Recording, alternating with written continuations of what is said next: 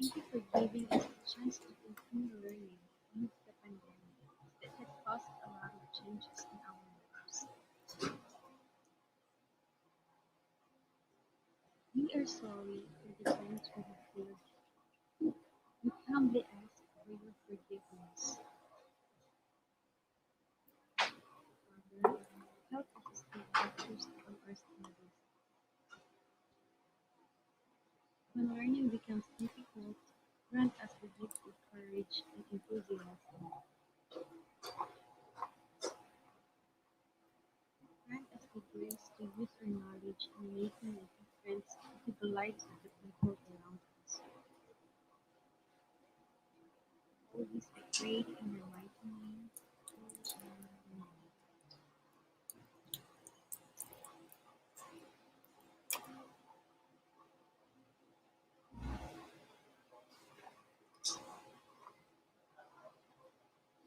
Okay, so good day, my dear students. So um, I am sharing with you another topic for you to use in the near future. So if you're going to have your synchronous learning activity, or maybe you will be part of a committee wherein you are going to organize training or webinars for teachers or other professions, you can use this. So this time I am using StreamYard. Actually, I already shared this in one of my um, presentations in my Viva webinar and other trainings that I was invited as speaker. So this StreamYard can be used for synchronous and asynchronous learning activities of your students. So today, why am I using this platform? It's because I want to share about being part of the Microsoft Educators community. So if you are part of the Microsoft Educators community, you will earn certificates for some institutions, or just like Department of Education or CHED. I know that they are considering this kind of certification. So if you will be um, applying for a teaching profession someday, so of course you can use this kind of certifications. And of course, aside from the certificates that you will be earning in this kind of platform, of course you will be earning, or you will be learning so many things about the education system, especially now that we are in this kind of modality. Okay, so let me share my screen. So I will be sharing my entire screen. So as you can see, uh, you will see my StreamYard account. Okay. Makikita nyo, you will have your folders, different folders if you have different trainings that you already conducted, or some banners that you use during your presentation. So first of all, I have here comment section for your StreamYard. So StreamYards can be used, can be connected into your Facebook account, or maybe you have your Facebook group for your students or your classes, then you can use this. So you can have your live session for StreamYard that is connected to your Facebook. But this time, what am I using is that I am using it for my um, uh, YouTube account. So I connected this StreamYard to my YouTube account. Okay, so you have the comments here.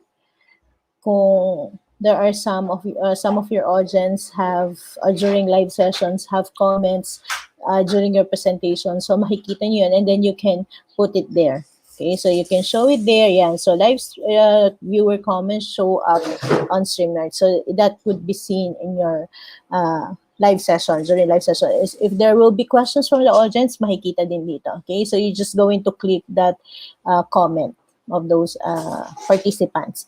And then banners, let's say you want to put some banners, just a reminder. So for me, I am going to use this banner because since this is a Microsoft Educator training, you are going to use this code T-JDA783821. So make sure you take down of this code because you can use it to redeem your achievement code in the Microsoft Educators community. So please take note of this code.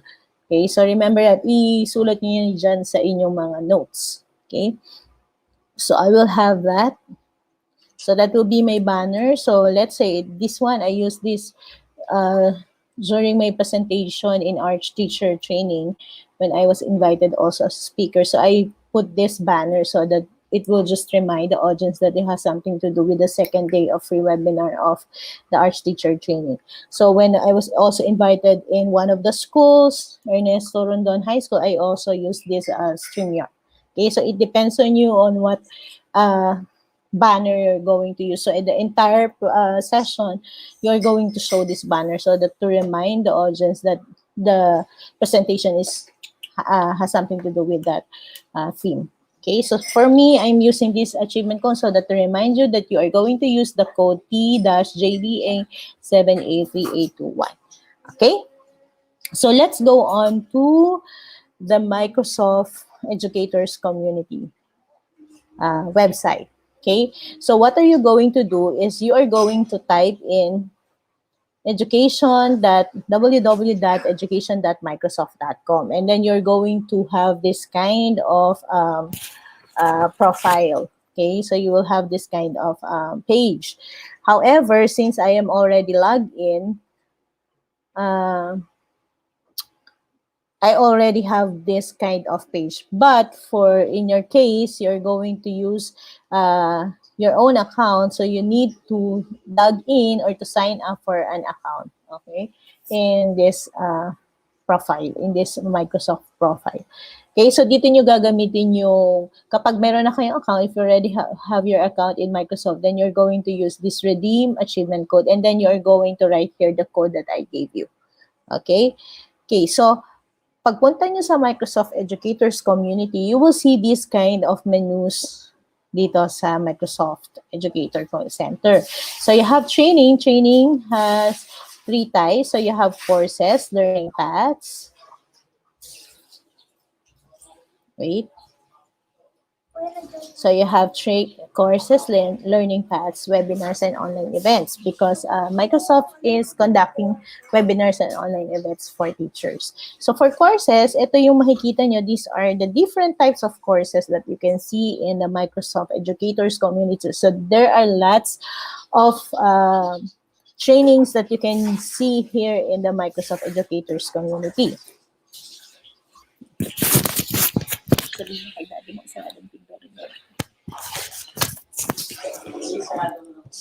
Okay.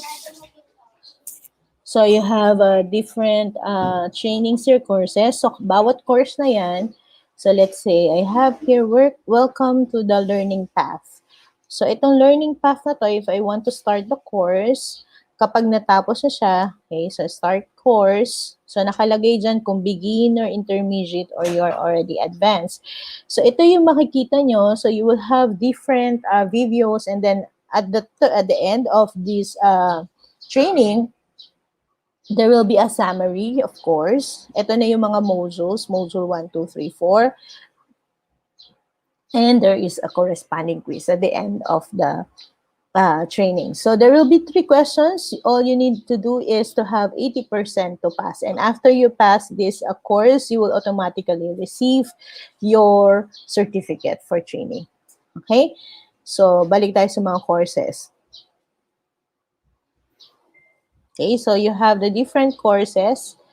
So, pipili lang kayo. The last time, I asked some of my students to use the Flipgrid library. So, this one, Flipgrid is one way of, parang it is just like the same as that of the Flip Classroom. Okay, kaya nga Flipgrid. And then you will be able to see the different voices or the different reactions or insights of your classmates in the Flipgrid. So I hope that you are going to have this kind of a teaching strategy because you will be able to see how students react or how are the students going to give insights of their learnings in a certain topic. Okay, there are so many trainings that you have 180 results here, so there are lots of trainings for the students. So if you are teaching mathematics, you can use this one, Minecraft, for education. So you can use that for to understand paano ba magagamit yung Minecraft for your students. So if you have your if you want to teach inclusive education for your students, especially like this one, privilege and fragility. How does my power and privilege marginalize others? So you can use this. So there are lots of trainings that you can use.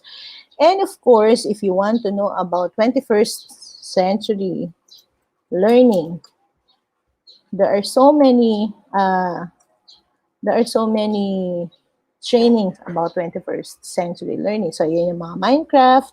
And then you have the 21st century learning design. So kailangan ito ng mga students ko for teaching for yung mga grade 7. Yung mga first year students ko that are enrolled in teaching for technology for teaching and learning. So, pwede nyo itong magamit. So, 21st century learning design. So, maybe I will be asking you to have one certificate about a 21st century learning design because you really need about this. Of course, 7, use of ICT for learning. Okay, so yung mga first year students ko, yung mga TTL1 na naka-enroll, you are going to have this kind of certification. Okay? May mga ready-mades na rin ng mga lesson plans in the Microsoft Educators community. So let's say you want to use, for those students who are teaching science, technology, engineering, and mathematics, you can have these lesson plans that are already prepared.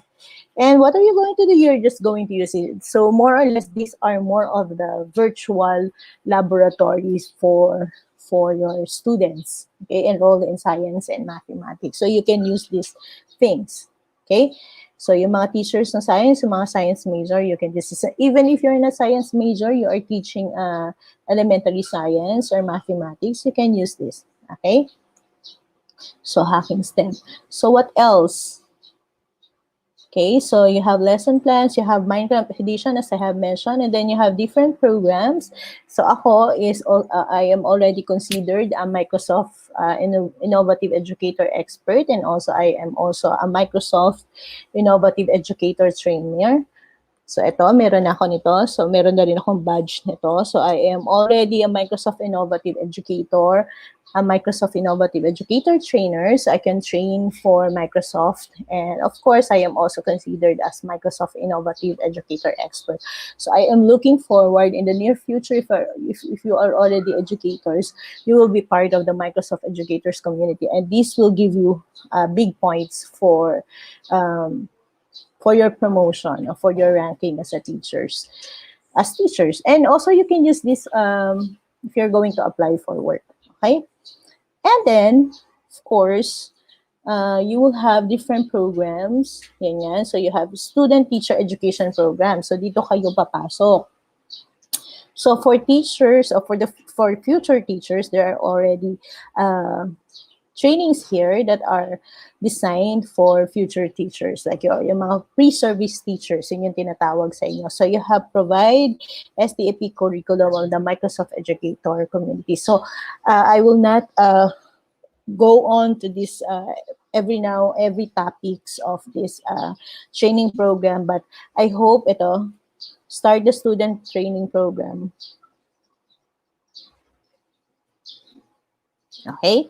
So, I already have my student teacher education program. So, ito na yung mga badges na na-earn ko. So, meron akong mga courses na natapos dyan. So, may naka-indicate naman dyan na mga duration kung gaano katagal yung training. So, most probably 1 hour. Yung mga 1 hour, actually, mga 20 minutes or mga 30 minutes na. It's up to you kung paano kayo kabilis magsagot noong training. Okay? So, yung mga 21st century learning design actually has different courses. Okay? So, kapag kayo ay mag-conduct na rin yung inyong thesis, maybe you can have this kind of topic for your thesis in the near future. So, the effectiveness of Microsoft teacher education program for teachers. You can have this also as a training, as a topic of your thesis. Okay, and there are lots of information about this. Okay, so you have different products.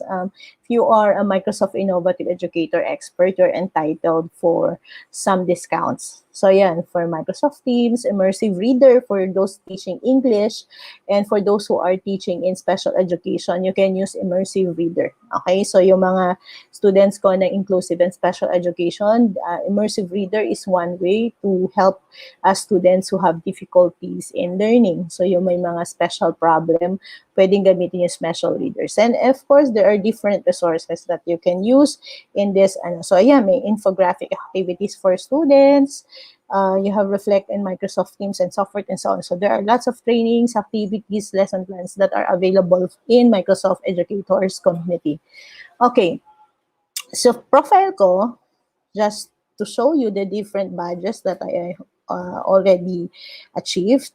So kada ano nyo, sa profile nyo, makikita nyo yung mga badges. Since I already started in 2018, 2017 actually, sabi ko nga sa inyo, this is not actually my first time using this kind of technology because before pa naman, I am very explorative teachers. I am adventurous by nature when I am teaching. So I try to explore different strategies to know, so that for me to know which is the most effective one for my students. Okay? So yun nga, sabi sa inyo, yung aking Google Classroom, gumagamit na ako ng Google Classroom since 2017, 2015. So I already introduced that to my previous school. So actually, ngayon nga lang nila naiintindihan na ito pala yung mga tinuturo sa amin, Ma'am Jo. Okay, so these are the things that you need to do when you're a future teacher. So, hindi kasi dapat tayo nakakwadrado lang doon sa tinapos lang natin. Of course, you need to explore more kasi at the end of the day, what you really wanted is for your students to learn.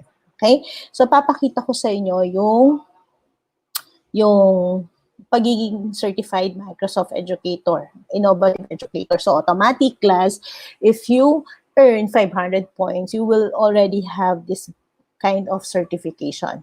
Okay? So, itong certification na to that you can use that you are already a certified Microsoft Innovative Educator. Basta makatapos lang kayo ng isang course, you are already a certified educator. Okay? So, yung sa expert kasi, ay dahil sa ako ay nag-applied. It is a self-nomination. So there are lots of nominees in the Microsoft Innovative Educator Expert from different parts of the world. So kapag kayo ay nag-apply, tapos na-approve yung application nyo, so nasa list na kayo ng Microsoft Educators Community na kayo ay Innovative Educator Expert. So sa case ko naman, so aside from being Educator Expert, I am also a Microsoft Innovative Trainer. So pwede ako mag-train ng ganito sa Microsoft. And of course, you can do that also in the near future. Okay? Actually, pwede nga ngayon kayo maging Microsoft Innovative Educator Expert. Okay, so halimbawa, I am also pakita ko sa inyo. Ito kasi maraming mga certificates. Yung iba, mga logos, mga badges lang. But some, ito katulad nito, working with a visual learning tool. Ito yung certificate. You will earn certificate that it was signed by the Vice President of Microsoft Education, Worldwide Education. So, kita nyo naman. So, if you're going to print this and then if you're going to apply for work, you can use this as one of your certificates. Okay? So aside from, sabi ko nga, it's not about the certificate that I want you to earn, but I want you to earn something more or learning kung paano nyo gagamitin. Yung paggamit ko ng Microsoft PowerPoint, kung paano ba gagamitin na merong audio recordings, I just got it from here sa Microsoft Educators Community. Yung Flipgrid, yung mga different applications, actually, I learned it from here. So, yung ginamit ko sa TTL1 subject na per deck, dito ko rin siya nakuha sa Microsoft Educators Community. Ito siya.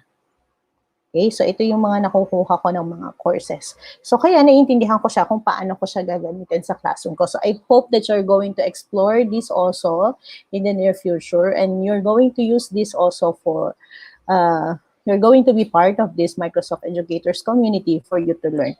Okay, so for my students who are enrolled in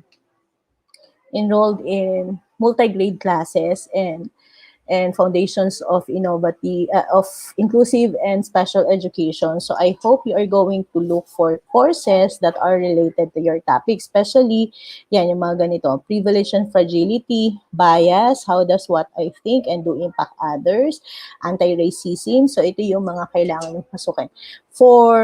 For the rest of the yung mga TTL, mga teaching for technology for teaching and learning, at saka yung students ko from the teaching profession, any of the trainings here, please earn a certificate. So yung gagawin kong assignment part doon sa Google Classroom natin, you are going to um, upload your certificates there, so to check if so that will be part of your activity. So yung assignment part na yon doon sa inyong sa Google Classroom will be open for the entire semester.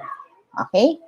So ito yung trainer badge. So ito yung mga trainings na na-conduct ko na for several times na ako ay Microsoft Innovative Educator Trainer.